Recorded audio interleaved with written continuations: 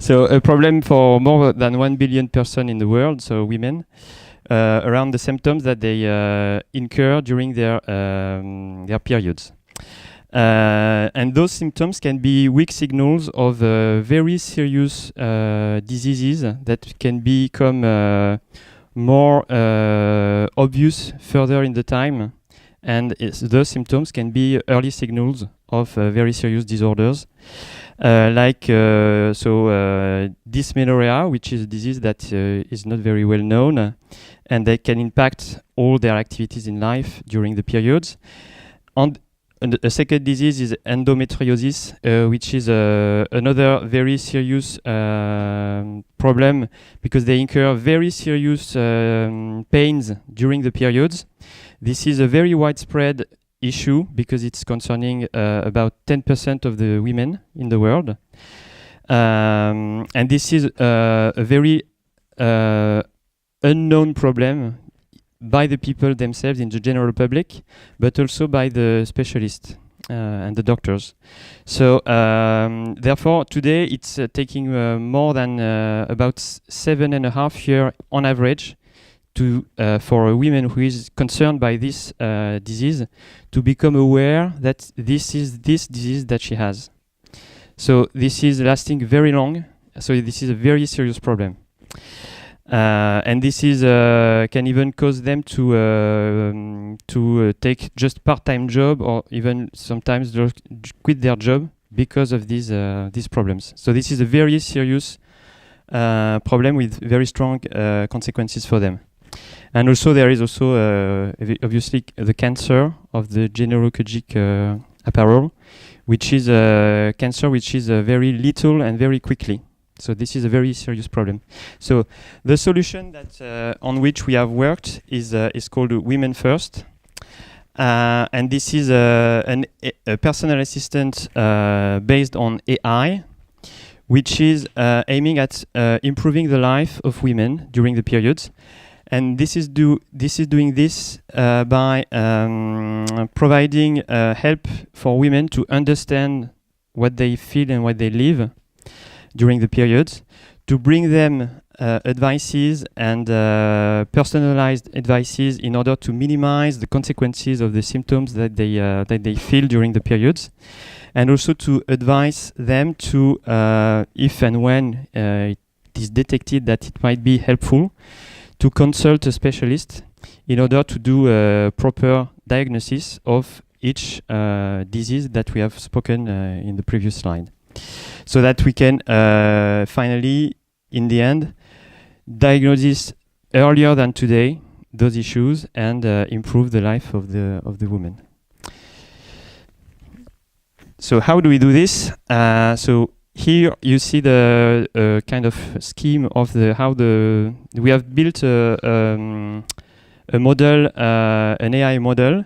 So here you have the data, how it's working. So in input into as an input in the system to compute, we have for each user, for a population of users, per day across the period of period, a vector of data of each the symptoms, the feeling, the measurement of the symptoms, and the strength of the intensity of each symptom. So as an input, we have the data up to today, and the model is made in order to predict the symptoms across the future days coming in the future. So to do this, we have used Python, and we have used for the time being a model which is the random forest model, and we have on the roadmap other models to apply in order to and we move on to the demo. So is the part about the chatbots. We try to make a traditional chatbot, not with the voice, for helping women. Excuse me. And the thing about this chatbot is that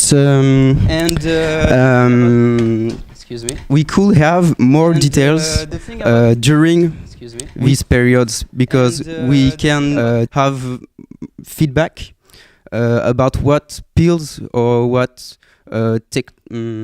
what thing the woman can do to release the pain. And so if we have this feedback, we can take it back to our model and retrain our model with these new features.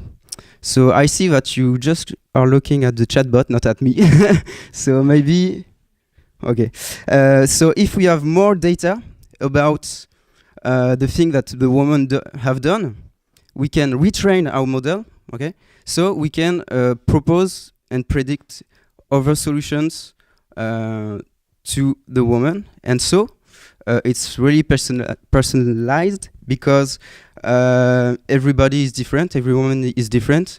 They take a lot, no, they don't take a lot of pills, but a different kind of pills. And every pills don't have the same effect on every woman. So we have to take this data to personalize the thing. That's it for the chatbot. If you have some questions, we're here. Thank you very much.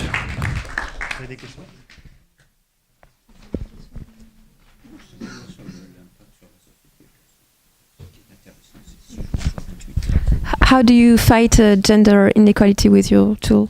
Because it's your third objective.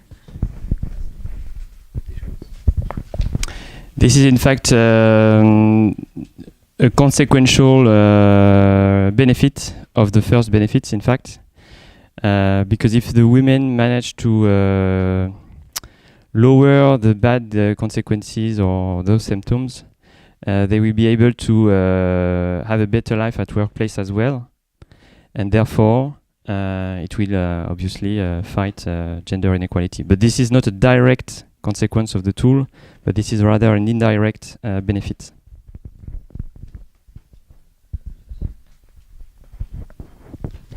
I think there is something you could stress upon, is the impact of the number of days on working, for example. I saw that 6 days out of 28 is around 22% of the time of the month. So you can go to your boss and to say, hey, my boss, I am going to be out of the game 6 days during this month. So this will help in prepare the lady to organize her work, and also the company to organize the absence or, a certain period. So I think that you have to stress upon that problem on the society. It is a social problem also. So that can help companies and so on to organize the work. That could be just an aspect, but it is very interesting. Thank you very much. I think this is really important topic, especially today. And if you can improve half of the society life, you will improve the other half of the society. So this is something that is being ignored, especially in the organization and the companies and things like that. And on the topic, for example,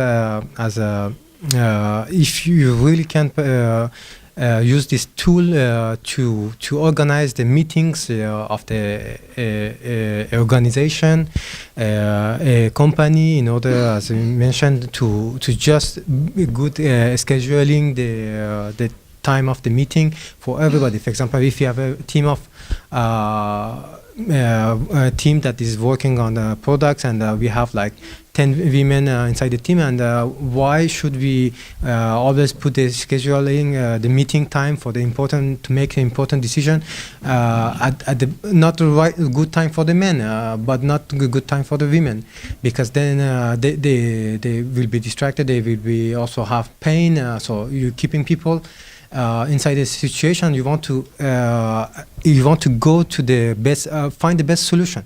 In order to find the best solution, everybody on the team has to be on the best condition.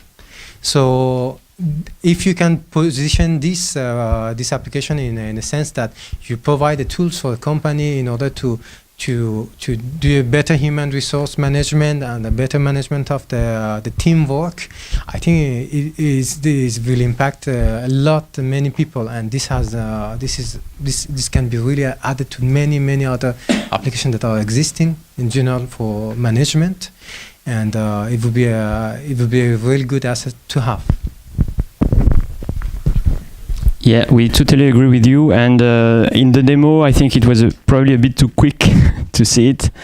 But in the demo, in fact, it was saying that it was an interaction between a woman and the tool and the AI. And the AI was advancing. Was warning in advance that on the 4th of April. The person would have special symptoms, especially strong, and it was advising to do some activities before in order to decrease the impact of the symptoms, or if it is a very strong one, it can even prevent and warn that it should be maybe a good solution to avoid this or that activity. In order to do not add additional stress by combining those symptoms and such or this or that activity. So absolutely, we totally agree with you. You can even propose the teletravail, work from distance, because we don't consider this in a company or an organization. We think that the people have to be on the place in order to be efficient, but this cannot be the case. For this kind of work, you can propose automatically teletravail, work from distance, so that the women, they don't even need to go to ask their boss for permission. So you take this barrier of going and asking and waiting for a decision to not coming for 2 days in a month. You make it automatically by default and accepted for everybody that a woman can work from distance on these days.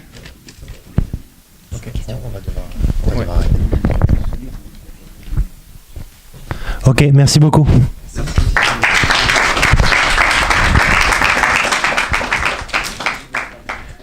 Ok, merci beaucoup. Scale Protiofold,